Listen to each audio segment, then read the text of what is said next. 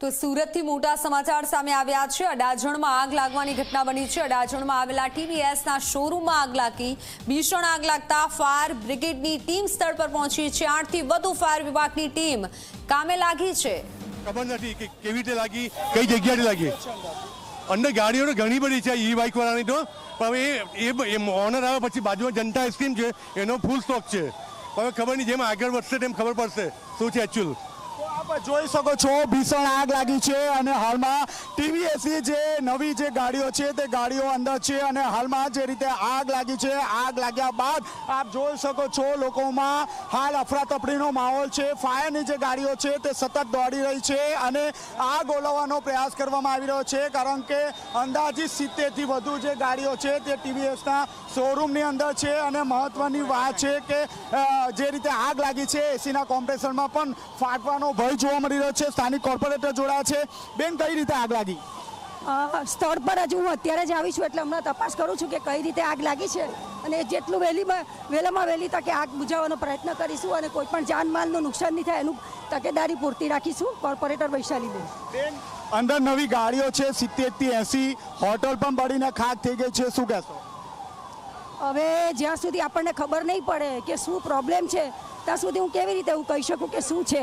એટલે અહીંયાના જે માલિક છે એમની સાથે વાત કરીશું, કોર્પોરેશનમાં તપાસ કરીશું કે ભાઈ કઈ રીતે આગ લાગી છે અને આગનું યોગ્ય નિરાકરણ કરીશું। અને હું પણ હજુ સ્થળ પર હાલમાં આવી છું, એટલે હું પણ બરાબર તપાસ કરું છું।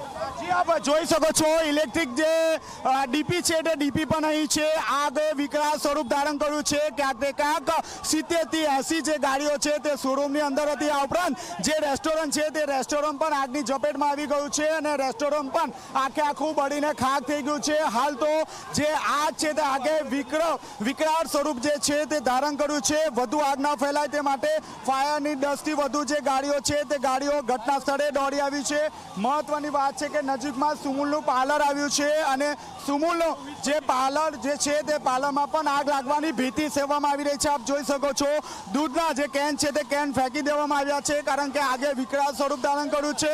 અંદર જે વાહનો છે તે વાહનો પણ જોવા મળી રહ્યા છે। હું કેમેરામેનને કહીશ કે ધીરે ધીરે આ તરફ આવવાનો પ્રયાસ કરે અને આપને જે ગાડીઓ બળીને ખાક થઈ ગઈ છે આપ જોઈ શકો છો।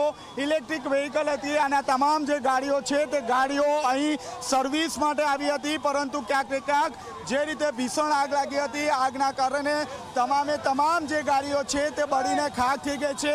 હાલમાં જે રીતે આપ જોઈ શકો છો ફાયરના 8 થી 9 ગેટની જે ગાડીઓ છે તે ગાડીઓ ઘટના સ્થળે દોડી આવી છે અને આગ પર કાબુ મેળવવાનો પ્રયાસ કરવામાં આવી રહ્યો છે, પરંતુ આગ એટલી વિકરાળ છે કે તેને કાબૂમાં લેવાનો હાલ જે પ્રયાસ છે તે પ્રયાસ કરવામાં આવી રહ્યો છે। અંદાજિત 2 થી 3 કિલોમીટર સુધી જે આગના ગોટા જે છે તે જોઈ શકાય તેવી પરિસ્થિતિ છે। હવે જોવાનું રહ્યું કે ફાયરના જે જવાનો છે તે આગ ક્યારે કાબૂમાં લે છે અને આગ લાગવાનું ચોક્કસ કારણ જે છે તે ફાયરના જવાનો જ કહી શકાય, પરંતુ હાલ આગ ઓલવવામાં તમામ અધિકારીઓ વ્યસ્ત છે, પરંતુ શોર્ટ સર્કિટના કારણે આગ લાગી હોવાનું હાલ પ્રાથમિક તારણ કાઢવામાં આવી રહ્યું છે। કેમેરામેન વિજય ભેસાણી સાથે ચેતન પટેલ, ઝી મીડિયા, સુરત।